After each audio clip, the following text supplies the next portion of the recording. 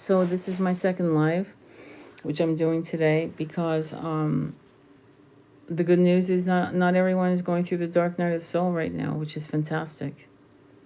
Really, really fantastic. For anyone who is subscribed, I will pull a card reading for them. Anyone who's subscribed, I will do that. And that's going to be my special gift to you. If you are subscribed, I will pull a card out for you. And if you want to share the live, that would be fantastic. I would appreciate that. All right. So I'm just waiting for more people to get on and go from there.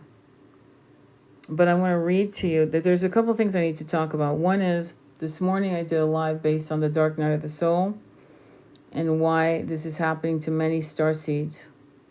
And now I need to talk about some of you aren't going through, everything's going fantastic for you. And we're going to talk about that. Because just because some starseeds are getting their asses kicked doesn't mean that's your story, clearly. Just because some people, I've been hearing something like, all twin flames are going to come into union in 2024. Now, how in the hell is that going to happen if your twin flame is 77 and is passing away, okay? And you're in a different continent. I mean, some of the lack of logic is pretty amazing. My thumbprint is not your thumbprint. My incarnation is not your incarnation. And of course, that's common sense, you would think. So for some of you as starseeds are having an amazing time. And things are just falling into place and good for you. That's fantastic. You don't have to worry about, well, how long is this going to last? Because that vibration is going to pitch it over. So you don't want that. What you want is to have this incredible feeling of gratitude with all the beautiful things that are coming your way. Okay? And that is the most important. As to what's going on with other starseeds and them going through hell, that is not your story. Now, you can be there to support other starseeds, of course, and you should, if you can, if you have the ability to, you should.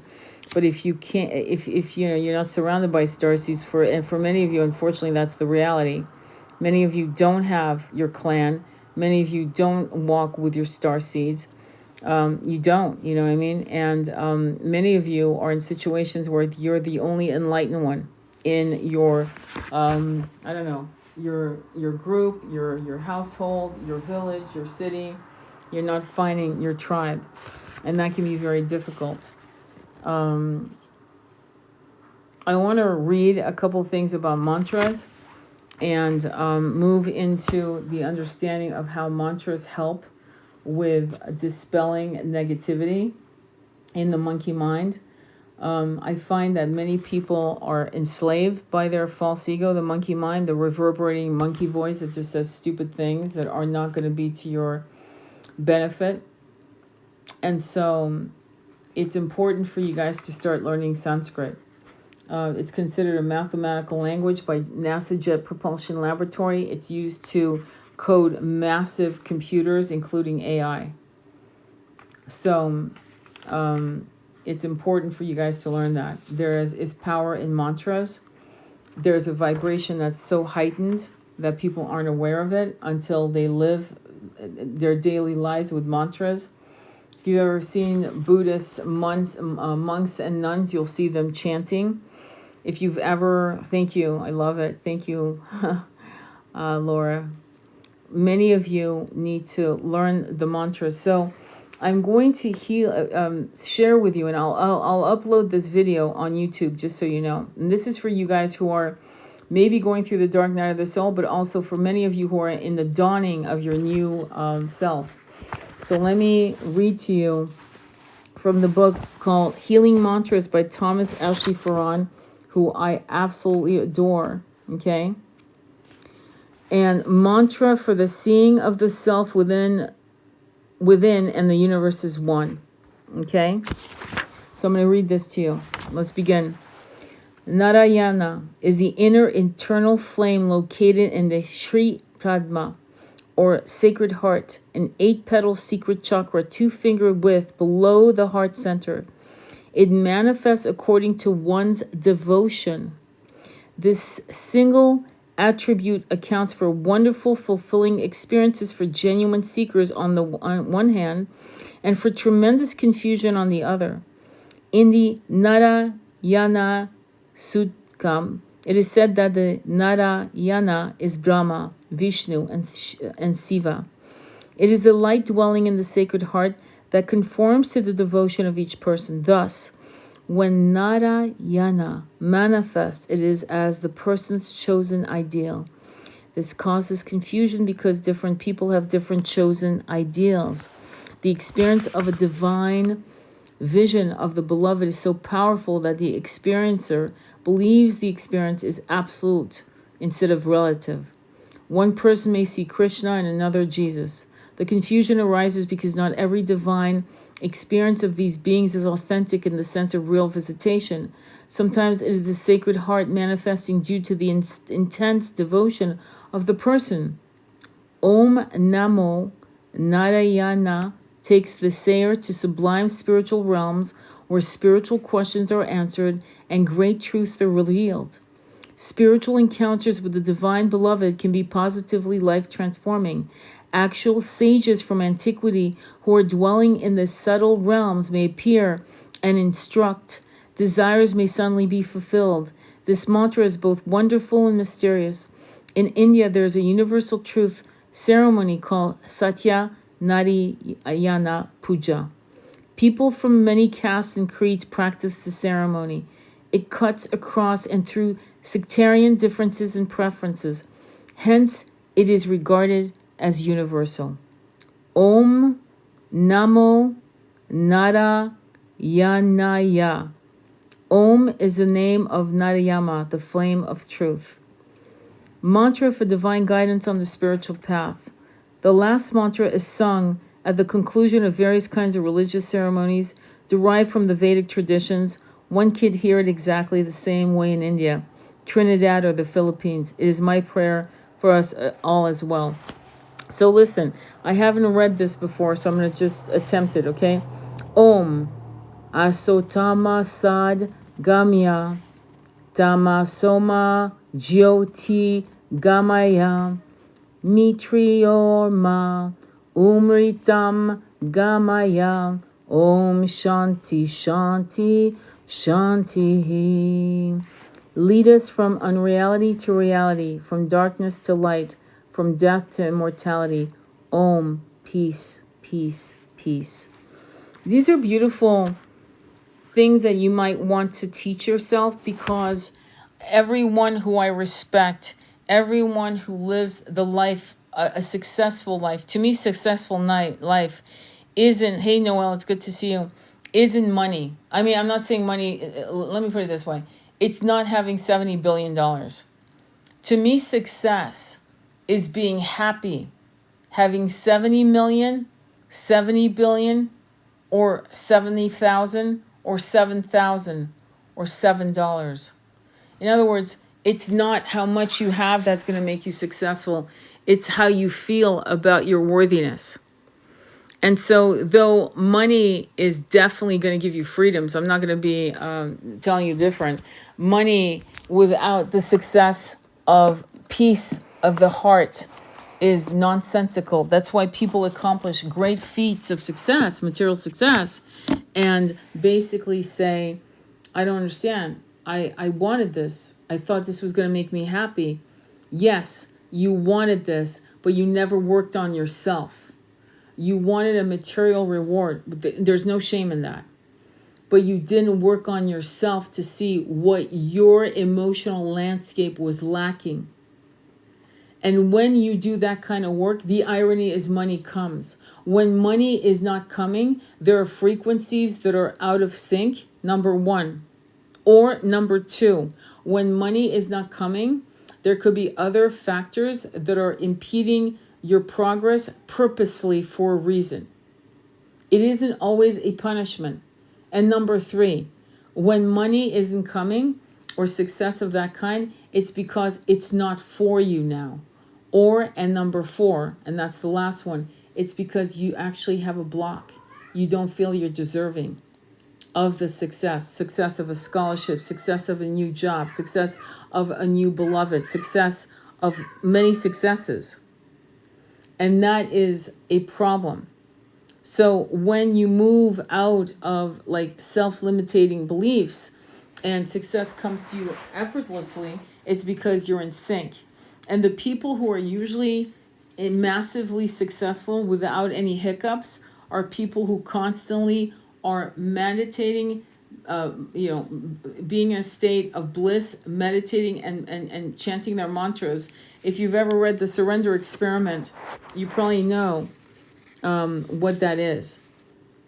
So what I want to read to you is from the Light of the Bhagavata, and it's an interesting parable that I'm going to read to you in a minute. But for the starseeds who are doing really well, just keep doing what you're doing and do more of that. Expect more success, more ease, more joy. The more starseeds that are embracing their success right now, we really need you to expand that light so that it actually becomes like, the 100 monkey theory, where many of the starseeds going through the dark night of the soul or getting their asses kicked, which is really happening like you won't believe, get the benefit of the expansiveness of your joy. So don't think that because other people are suffering who are starseed that that's your story. It's not your story. Thank you for all the love. So let me read this to you. Hang on for a quick second. I want to see if I want to read this in the first place. Because it's kind of like it's simplistic. Hang on for a quick second. Let me look at this. I'm not sure, actually, to be honest. Yeah, I think I'm going to go with, believe it or not, I'm not even going to tell you. I'm not even going to tell you what I'm reading from until after I'm done. Bear with me, okay? I'm looking for something. There it is. I found it. Okay. In the infinity of life where I am, all is perfect, whole, and complete. I am always divinely protected and guided. It is safe for me to look within myself. It is safe for me to look into the past.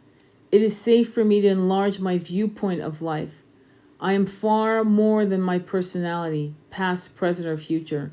I now choose to rise above my personality problems, to recognize the magnificence of my being. I am totally willing to learn to love myself. All is well in my world. If anybody can guess who that is, okay, I'll be impressed. I'll tell you, I'm not going to tell you until I'm done a little bit more, okay? The past has no power over me. Mental house cleaning. Now is the time to examine our past a bit more, to take a look at some of the beliefs that have been running us. Some people find the part of the cleansing process very painful, but it need not be. We must look at what is there before we can clean it out. If you want to clean a room thoroughly, you will pick up and examine everything in it. Some things you will look at with love, and you will dust them or polish them or give them new beauty. Something you will see that need refinishing or repair, and you will make a note to do that. Some things will never serve you again, and it becomes time to let these things go. Old magazines and newspapers and dirty paper plates can be dropped into the wastebasket very calmly. There's no need to get angry in order to clean a room. It is the same thing when we are cleaning our mental house. There is no need to get angry just because some of the beliefs in it are ready to be tossed out. Let them go as easily as you would scrape bits of food into the trash after a meal. Would you really dig into yesterday's garbage to make tonight's meal? Do you dig into old mental garbage to create tomorrow's experiences? If a thought or belief does not serve you, let it go. There's no written law that says that because you once believed something, you have to continue to believe it forever. Let's look at some limited beliefs, where they can come from. Limited belief, I'm not good enough. Where did it come from? A father who repeatedly told him he was stupid. He said he wanted to be a success so his daddy would be proud of him. But he was riddled with guilt, which created resentment, and all he could produce was one failure after another. Daddy kept financing businesses for him, and one after another they failed. He used failure to get even. He made his daddy pay and pay and pay. Of course, he was the biggest loser. Limited belief, lack of self-love. Where it came from. Trying to win daddy's approval. The last thing she wanted was to be like her father. They wouldn't agree on anything. They were always arguing. She only wanted his approval, but instead, all she got was criticism. Her body was full of pain. Her father had exactly the same kind of pains. She did not realize her anger was creating her pains, just as her father's anger was creating pain for him.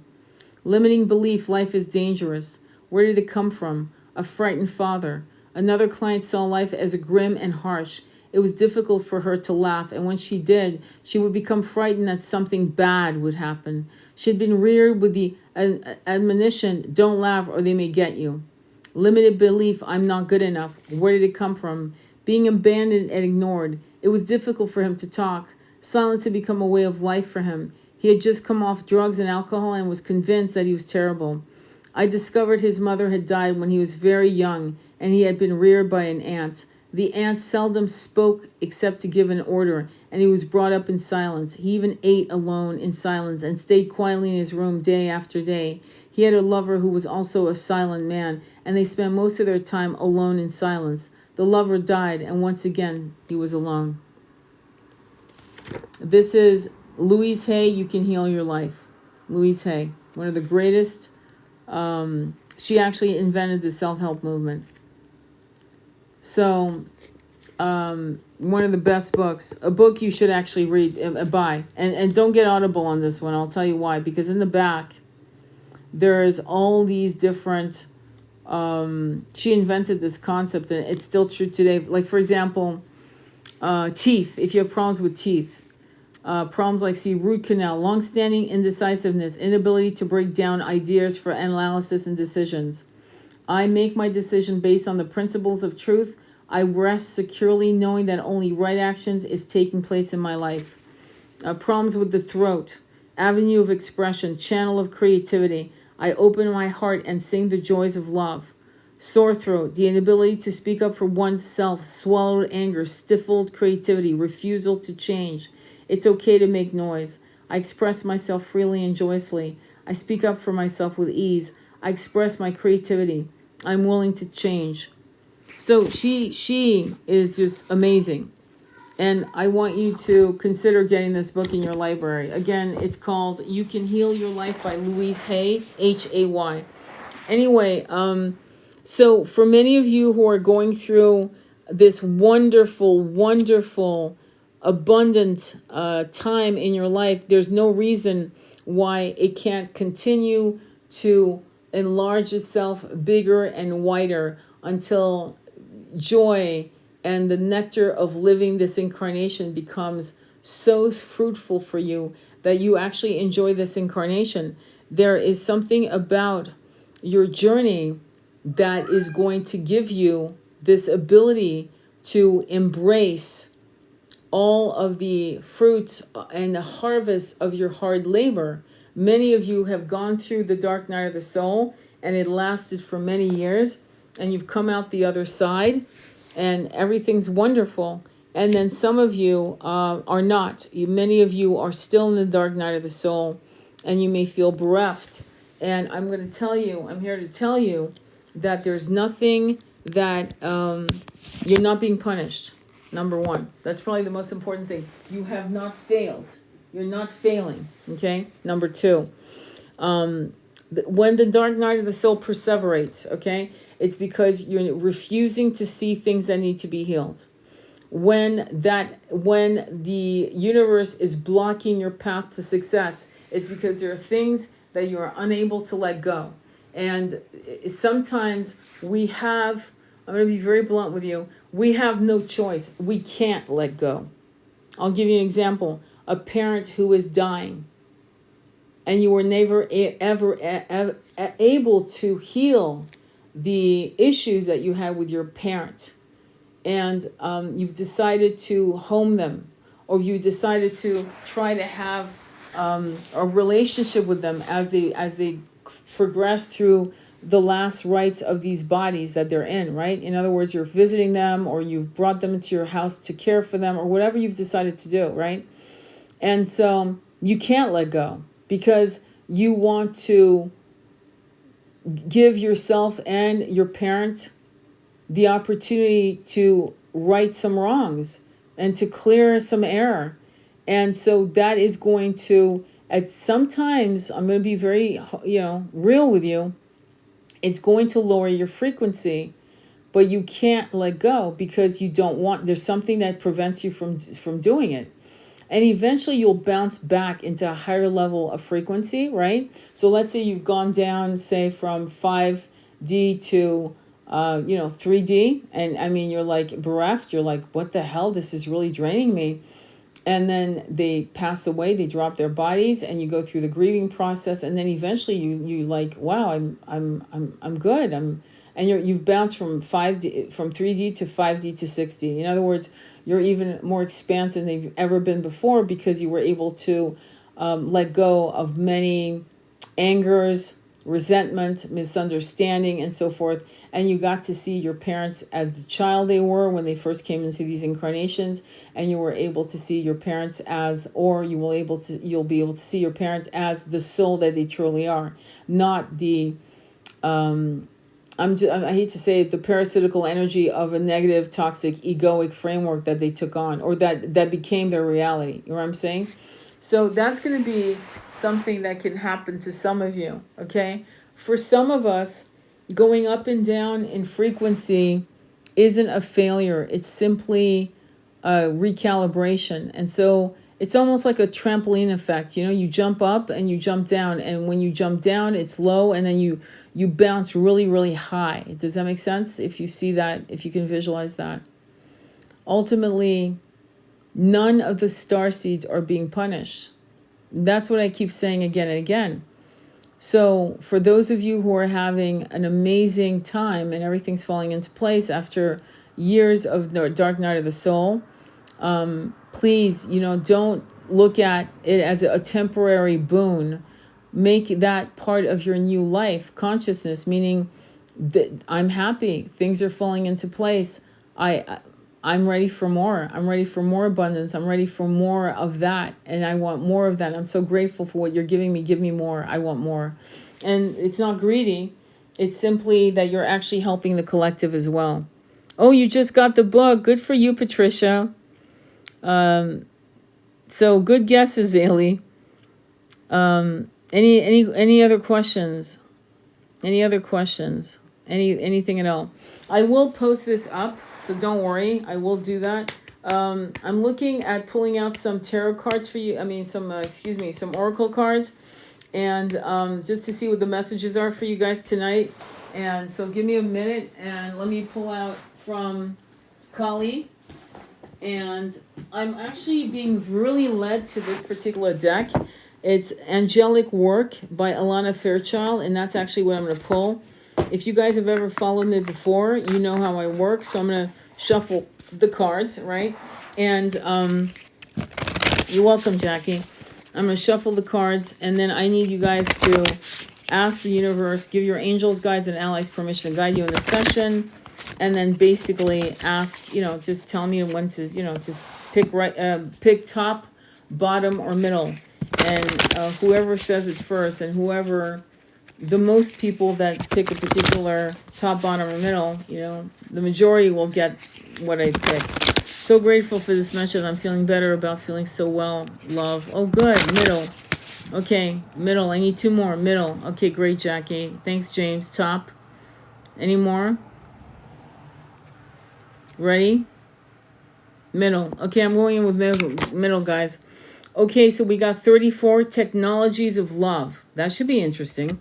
So technology of love, it has the flower of life with these incredible sparks of light. Again, this is by Angelic Lightwork and it's called Healing Oracle by Alana Fairchild.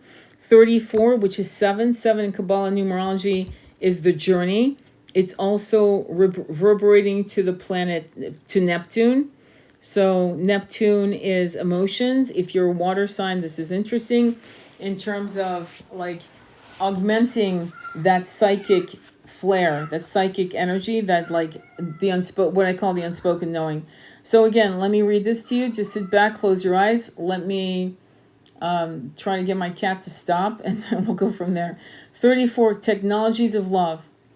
Technology can be a blessing if you're willing to engage with it whilst also paying attention to grounding presence and boundaries.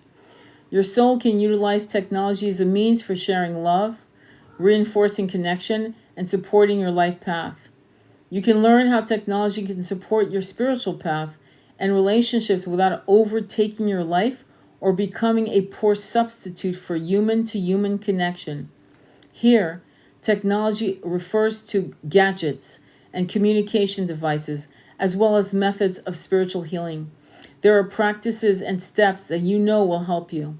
Support yourself by applying these practices in your life. Balance the exploration of new methods with what you know will work in the here and now. Healing magic with Archangel Uriel, which is one of my favorite angels, by the way. Cross the threshold into the sacred by closing your eyes, breathing deeply, and dropping into a peaceful, loving connection with your heart.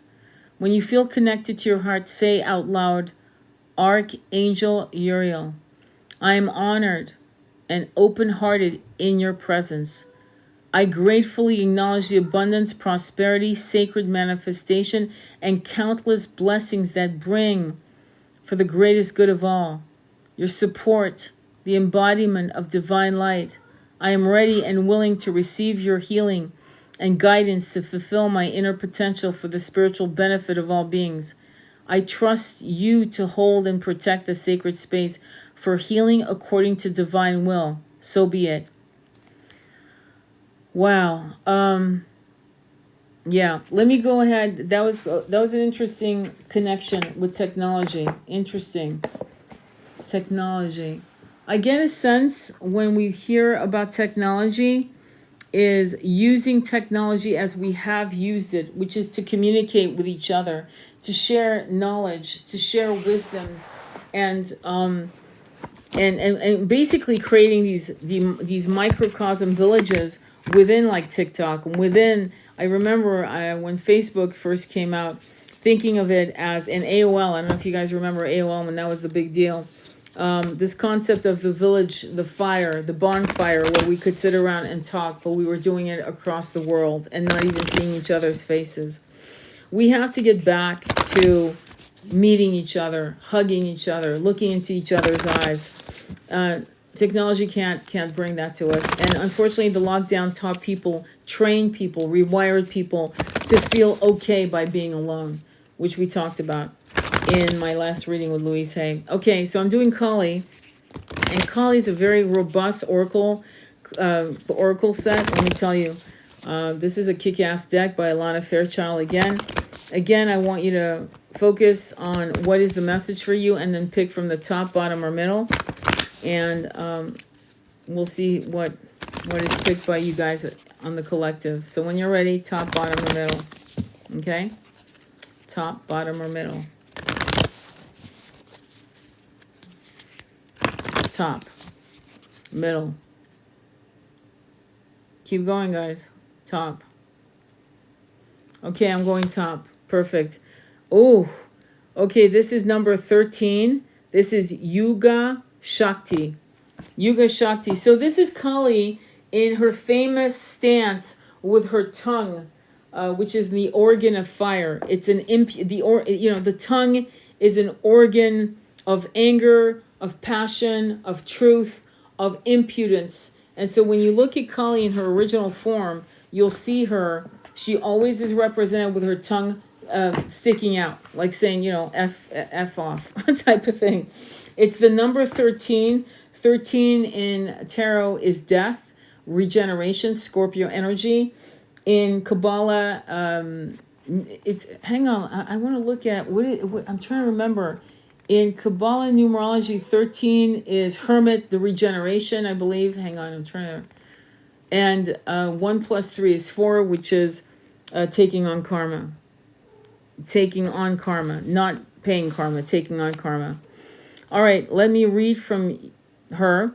It's page 90. If you guys have the Kali Oracle deck by Alana Fairchild, let's begin. 13. Yuga Shakti. Her timing is fierce with compassionate wisdom. To love her is to honor her, greater knowing. She demands the surrender of our futile attempts to control that which is beyond our sphere of understanding until that pain transforms into the sweet pleasure of release. Even the right thing cannot attain fruition at the wrong time. Let me repeat that. Even the right thing cannot attain fruition at the wrong time.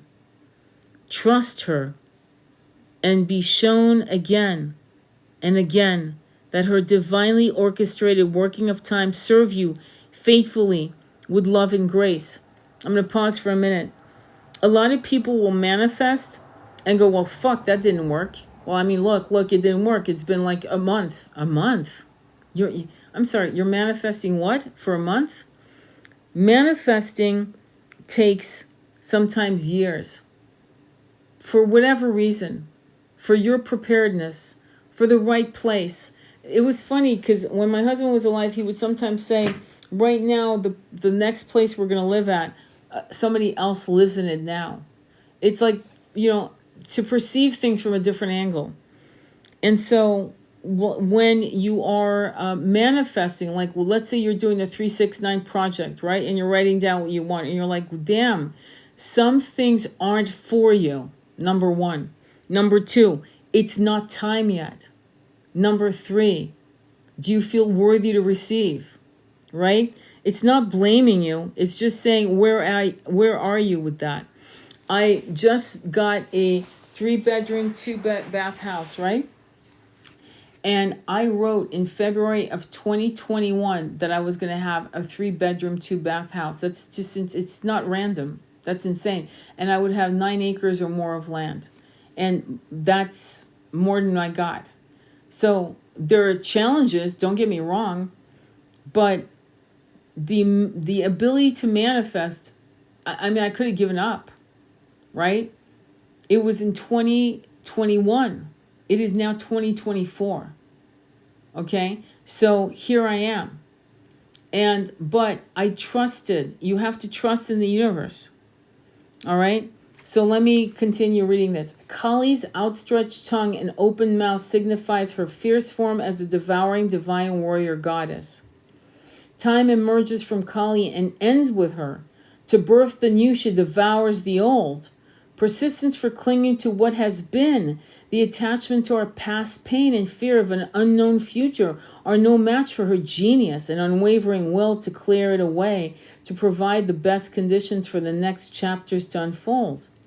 There are cosmic cycles within which the personal cycles in our lives must align. There are karmic time frames that govern soul contracts and relationships, the timing of life circumstances and changes of fortune, and the opening up of pathways for us. Using our free will, we can enhance the flow of healing and do all we can to ready ourselves to step forward at the appropriate moment. Yet it is the Divine Mother in her infinite wisdom and regeneration power that knows and enacts the perfect transition at the best time. She orchestrates the shifting of individual and collective cycles to be in harmony with each other so every being gains spiritual benefit through what unfolds. The oracle of Yuga Shakti confirms that you are going to experience considerable change. The timing of this unfoldment is significant. There are many factors at play. You will sense when the correct moment is upon you. During this time globally, the light of spiritual knowledge is partially subsumed within the darkness of ignorance and confusion. Even those with the awareness to have positive intentions can become confused and place profit above integrity, attack brothers and sisters on the path, or lay claim to knowledge on false foundations. Even when our intentions are noble, in effect, our actions can create further suffering. Such conflict and confusions are signs that asuric or negative forces have gained the upper hand. Kali Ma's darkness and ferocity are required to readdress the spiritual imbalance. We are in a particular need of her most terrifying manifestations when we become confused as to what belongs to the highest sacred truth and what does not. Discernment. That's what she's saying. Discernment. And many people are being lost. Many people are looking at gurus and people that claim wisdoms that are no higher than yours. You know what I mean? If you were given a year to write, to journal, in the forest, in the beach, whatever, at your leisure, you don't think you'd suddenly become wiser? You don't think you'd have more downloads? You don't think you'd be like, people would start coming to you to ask you questions? Do you really think that you're any different than others? And so we put too much in other people. And that's why right now there is a darkness in the spiritual community. The religious orders have gone through it. And the spiritual community, which is not New Age, it's ancient wisdom. It goes back billions of years, if not trillions of years. Is a lot of it has been bastardized. And you've got to be careful. And you need to give yourself enough discernment to say, yeah, I'm stepping out of this group, or I'm bailing out. Lean into your heart connection to the divine, inner clarity, and higher understanding will arise for you. You will see how close the chapter on the past and move into a new cycle. Unique to the iconography of Kali in the Hindu tradition from which she emerges is her poked out tongue. Kali's tongue represents her wild mystery teachings. The tongue is the organ of discernment, digestion, and speech. It assists us in taking the right things in and expressing ourselves as we choose. Our mother tongue means the language of our birth. Kali is the cosmic mother tongue. She is the original spiritual language of our hearts and soul.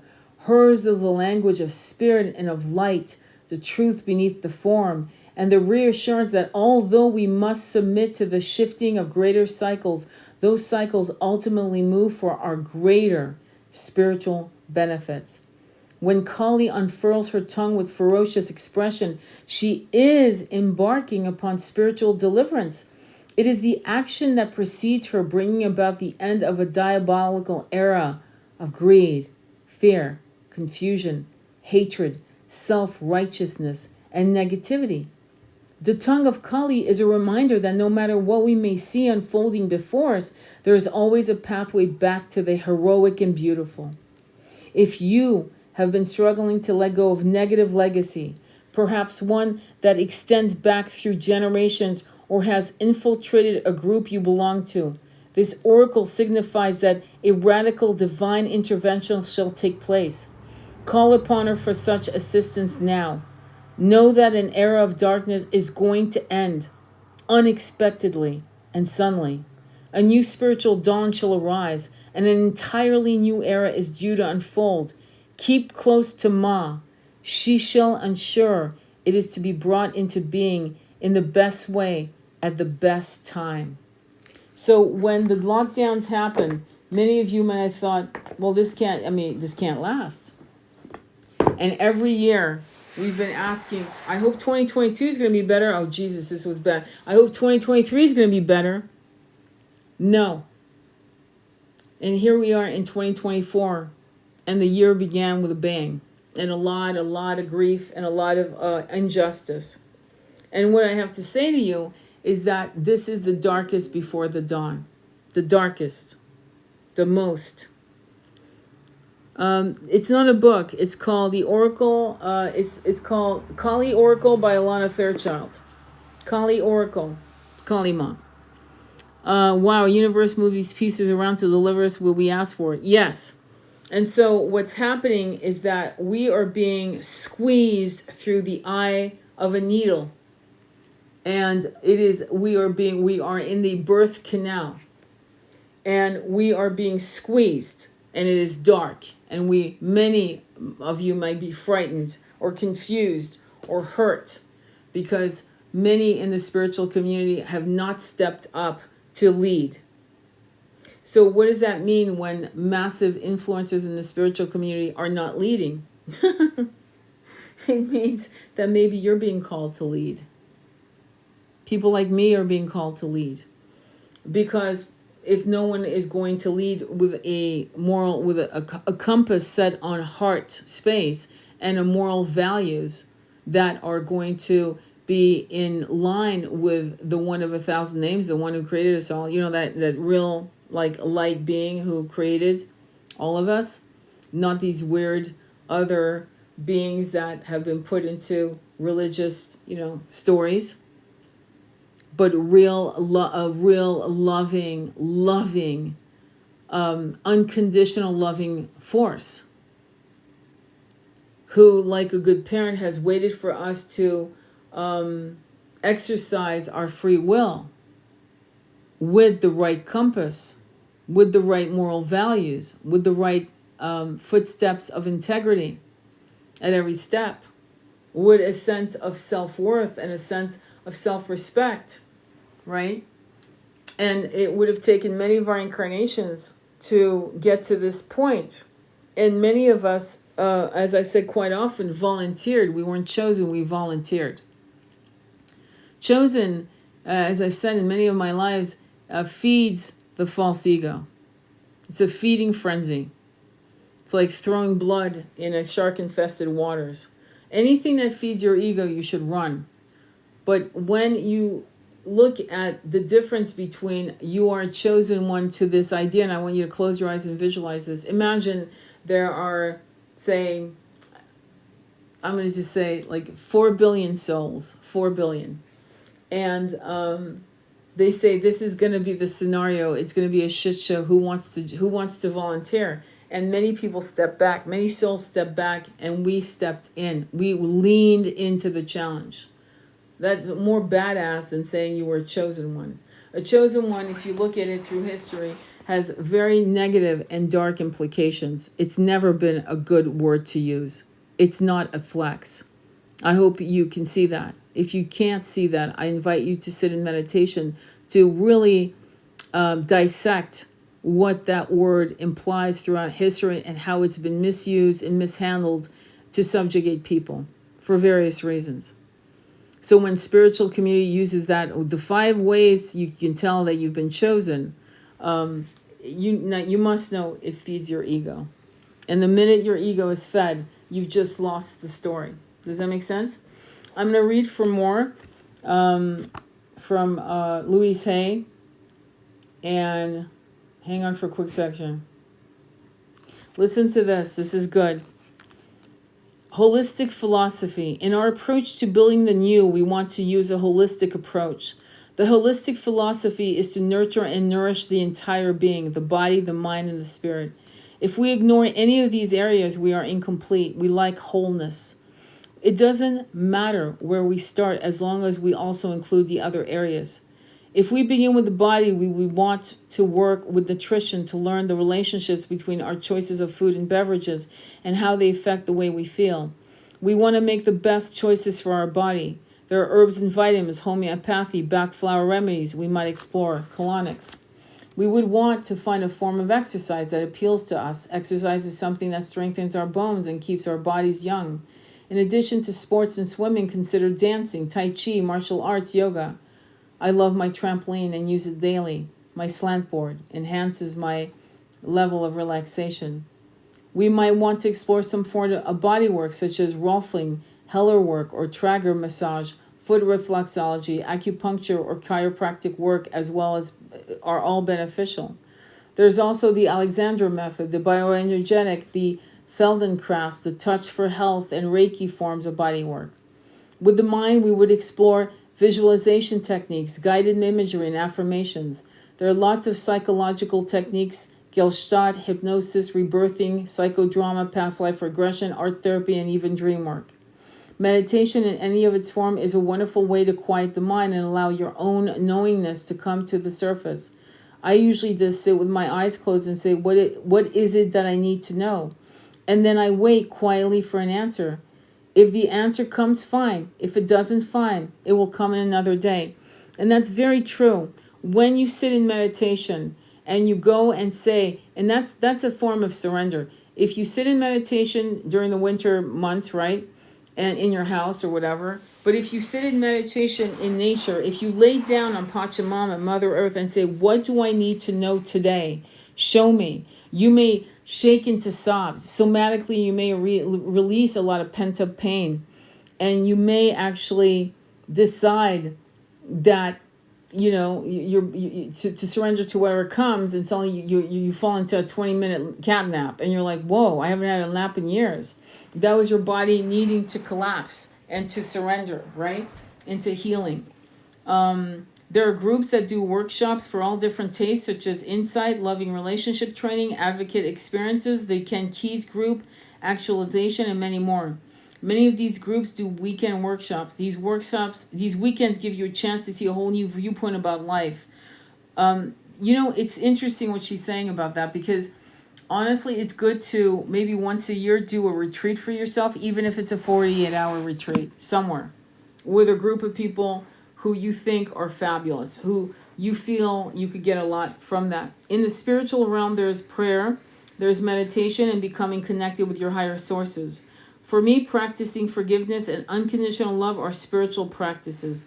There are many spiritual groups. In addition to the Christian churches, there are metaphysical churches such as Religious Science and Unity. There's also the Self-Realization Fellowship, MSIA, Transcendental Meditation, the Cedar Foundation, and so on. I want you to know that there are many, many avenues you can explore. If one doesn't work for you, try another. And she's correct. I mean, not everything is going to feel right. There are certain, like for example, there's certain types of temples I walk in, and I'm completely at home. I feel completely empowered. I feel completely at peace. And typically, that's the truth. I've been to certain temples that I was just aghast. I was like, oh, I got to get the hell out of here. There are churches, cathedrals in Europe. I've been into one cathedral in New York City, in particular, St. Patrick's Cathedral. Unbelievable, at least when I was a kid, unbelievable energy, acoustics, vibration.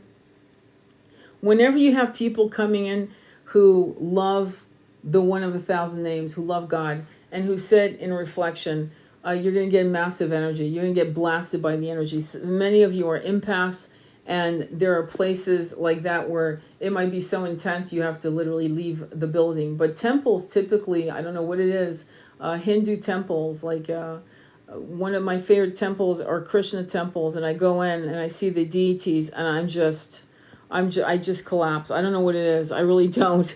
It's fantastic. I see the women wearing their saris, European women, Hindu women, all kinds of women, from different parts of the world, different racial makeup and whatever. And I've sat in conversations with women's group, and I've seen the look of doves in their eyes, because when you meditate every day, when you do mantras every day, you don't need Botox. I'm not kidding. There's something about these people that I've seen where these women and these men they have these smooth foreheads because they meditate all the time and they chant all the time. So all these furrows and these worry lines get, I don't know, just massaged out by just what they're doing internally. Do you guys want to do one last oracle reading from the Kali deck, and then we'll call it a night? Would you like that? Or would you like me to read from the mantra? And I want to thank you all for being here, for being so patient. If you are sure, okay. So go ahead and give your angels, guides, and allies permission if you're new here. And then I'm just going to shuffle again from the Kali deck, because again, this is my favorite deck in the whole world. It really is my favorite deck. I love the hell out of this deck. When you're ready, pick from the top, bottom, or middle, and let's see what is shown. What is the next message? Top, bottom, or middle? Okay, I stopped top. Top. Bottom.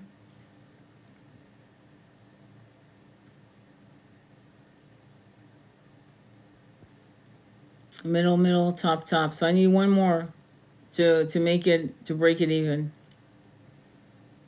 Top, bottom, or middle.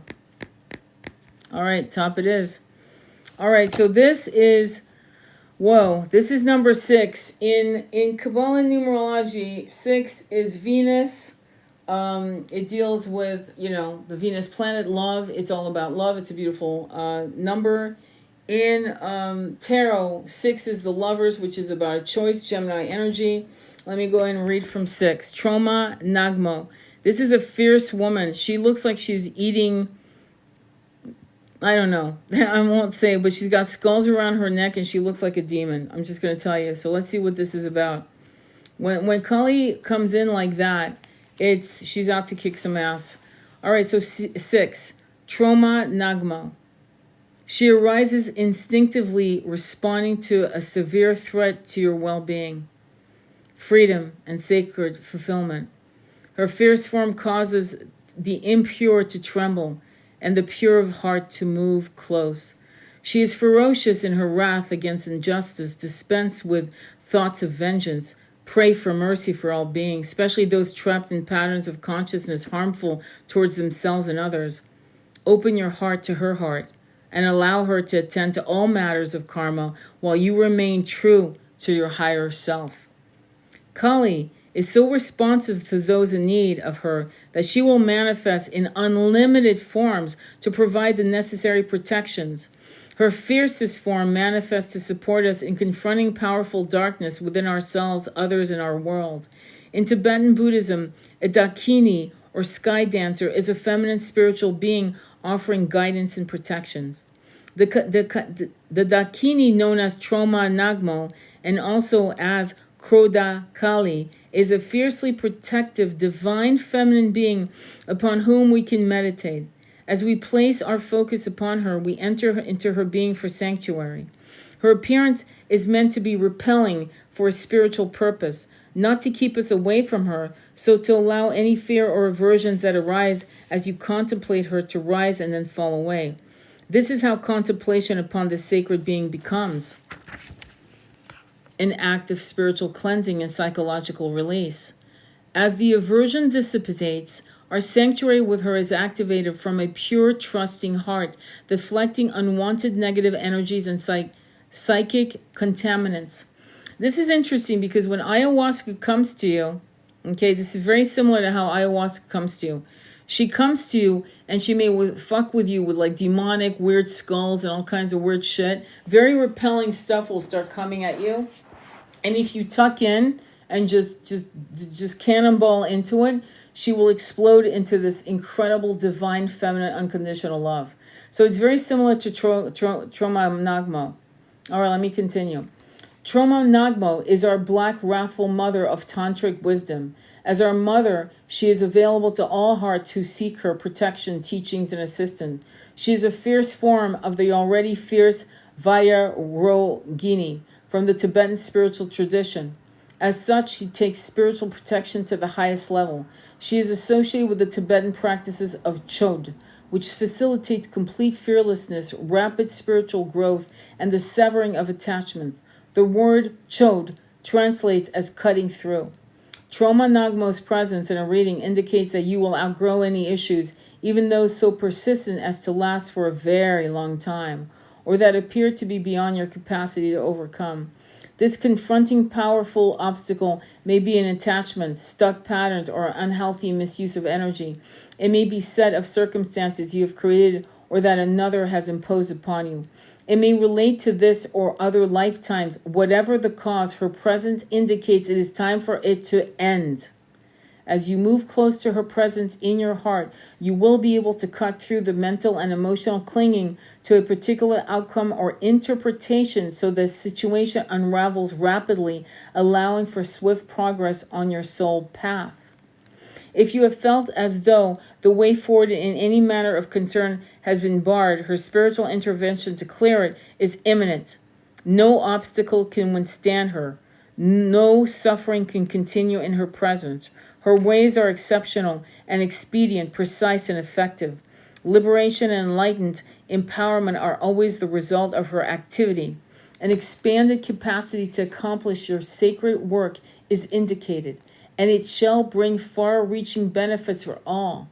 Give up your notions of how things should be and seek sanctuary in the wild, wrathful wisdom unfolding. It may seem to be a chaotic, bumpy ride at times, but there is a loving intelligence guiding the process, and you are safe. Yeah, you might actually get what you want. You might manifest something, and then it feels like you've been fucked over. And you'll feel like you're being fucked over. And you'll go, wait, what the hell is this? I manifested this, but not this shit. And suddenly, at the end of the story of that particular chapter of your life, you'll realize you'll start laughing, probably uproariously, laughing your ass off, going, oh, okay, I get it. You may not understand her wisdom and method, but you can trust in what is happening, especially the things breaking apart or arising anew. Any pain you may be experiencing now is so much less than what would have taken root if certain circumstances were allowed to continue. When a boundary needs to be set, it is not a time to play nice, nor to pacify people or circumstances attempting to exploit your good nature. Trauma Nagmo shall not stand for such disrespect, and trying to keep the peace by cultivating behaviors that are not self-honoring will backfire. Did you hear? Let me read it again. Trauma Nagmo shall not stand for such disrespect, and trying to keep the peace by cultivating behaviors that are not self-honoring will backfire. Did you hear that? I know it's for you. You know who you are. Authenticity with compassionate detachment is the only way forward now. Trust in her more than you trust in your doubts or fears. She has the power to bring about what needs to occur. Wow. What a fucking card. Wow. Incredible. So, any questions? I'll be posting this on my YouTube channel, Sacred Intimacy Tarot. If you want a reading with me, there's only one way to get it. It's through going to my website, tonybarca.com. Here, I'll actually type it out. You can go on my profile page, but if you go to tonybarca.com, you can fill out an intake form. And the way I do my readings is it's numerology. Okay, life path numbers, which are not what you think. I've had life path clinics before. I'm never going to contact you. Never, never, never. Okay, so please don't get shysted or hustled out of $50 or whatever the hell these people charge. They're full of shit. And I just want you to be careful because I'm not going to contact you. If you want to contact me, that's my website. If not, go on my profile page, check it out. Most of my lives, not all, but many of my lives, I post on my YouTube channel. So you, again, go on my profile link and it's right there. You can go directly there or just look at Sacred Intimacy Tarot, spell it correctly, or else you'll go to someone else's site and you won't recognize me. But ultimately, what I want you to know is that right now we're going through this incredible birth canal and the water broke and we're in. And it's too late to backpedal. You might as well go all the way to the journey of this new birthing. It's very painful for some of you. For some of you are having the time of your life. And those of you who are having the time of your life are going to help the collective who are going through the dark night of the soul. So the more that you step into your joy and your abundance, the more the 100 monkey theory is going to work. Does that make sense? We need more happy starseeds, not sad ones. For some of you who are starseeds going through the dark night of the soul, just trust the process. There's stuff that you're not getting. If your twin is running and you're hoping for your twin to come back and you're banging your head against the wall, hoping that somehow, some way, if you do X, Y, and Z, will they come back? If you do anything for the result of getting your twin back, you're barking up the wrong tree. Every act that you are supposed to do is for you. Not in a selfish, egoic way, but because when you heal, I heal, and when I heal, you heal, if you get the drift. And that is expansive. This is multiplied across the planet. So we really need our happy starseeds to be happier and happier, and we need our dark night of the soul starseeds to understand their value, why they're here, that they matter, and at some point be patient with how you're being escorted to your journey. If you're backpedaling, if you're refusing to take on your mission, you're missing the point. How do I explain this better than that? There are people who have powers. There, especially in the masculine group of starseed, there are many masculines who don't think they're ready to start healing other people. And I'm going to tell you something, and this goes to the masculine and the feminine. If you are aware of your shit, okay, let's be honest, your shadows, and you are working on your stuff, your shadows, then I can assure you that at some point, once you get out of the dark night, because you can't really heal people when you're in the dark night. That's very, very difficult. Okay. It's very difficult. Hang on for a quick second. They're making me do a puzzle again. So you want to make sure that you're honest about, okay, if you're in the dark night, yeah, it's probably not a good idea for you to start taking on people because you're at a very vulnerable place, okay? But do your best, okay? But don't take that too seriously. Once you start walking into the dawn of your new self, yeah, it's time. Oh, well, I'm not healed here, so how can I heal? Because you'll find that the people you start healing, the people attracted to you, are going to come to you on things you've already healed in yourself, and you're going to be an expert at it. And some things will be unhealed in you, and you'll go, whoa, this is my story. And yeah, the right people are going to be attracted to you who are dealing with very similar challenges. And through helping them heal themselves, you'll heal yourself. Believe it or not, there is no such thing as I'm fully healed. That is a bullshit, arrogant statement. Anyone says that to me, I'm like, I'm shutting the door. Okay? Because no one is fully 100% healed in a 3D body. Just think for a second, okay? Once we go into 5D, okay, here, I'm just going to put it this way. If you've ever read any of Zachariah Stitchin's books on the Anunnaki and Thoth and Enki and Enlil and these guys, highly, highly knowledgeable, highly powerful alchemists, but they were kind of fucked up. They weren't healed. So they had massive egos, okay?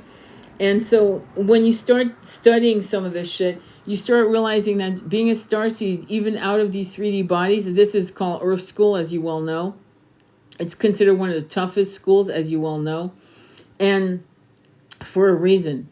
There are starseeds that have never incarnated here. In fact, there are starseeds that will never incarnate here. They don't want anything to do with this because it's so damn hard. But when you come out of this, you become a fucking docent, meaning you become an expert in the field of massive ego, massive amnesia, massive bullshit, and challenges, okay? Because we're juggling bills, mortgages, taxes, more bullshit, more this, more that, and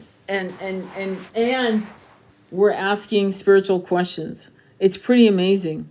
So hopefully you guys can overcome these ideas that you need to be fully healed to be on your mission, because that's not going to be accurate, and it's going to actually, a lot of people who need you are never going to meet you because you're going to actually, you're such a, what's the word? What is a perfectionist? You're such a perfectionist that your book will never be published. Your music will never be out. Your architecture will never be built. In other words, you got to stop. You just got to stop. When you look at Michael Singer in the book, The Surrender Experiment, I doubt he was, I don't think he was a perfect, I think he did the best he could, but he was also in learning curves. When you're doing things on a learning curve, you're not a perfectionist. You can't be, because you're learning as you go. And yeah, can you perfect it later? Of course you can. But you also have to perfect the concept of letting go, which is really important. Any other questions? So again, I'm going to repeat myself. If you want a reading, go on tonybarca.com. And thank you, Laura, for all your support. Thank you, Zale, for being here. Thank you all for being here. Jackie, all of you. All of you that have been here. Polly, thank you for being here. I'm so happy to see you. It's been a while since I've done some live, so I'm kind of catching up. And if you are looking for hypnotherapy, past life regression, it's my fucking passion. I'm insanely obsessed with hypnotherapy, past life regression. I am certified with the Michael Newton Institute method, the guy who wrote Journey of Souls and Destiny of Souls. And I trained under them, and I absolutely love their method of using certain ways to induct someone under. It's not scary. Look at my videos on hypnotherapy, and I explain the process. Go on my website, check it out. The healing aspect of hypnotherapy I've been doing personally for my own healing journey, on the spiritual journey that I've been on, as we all been on.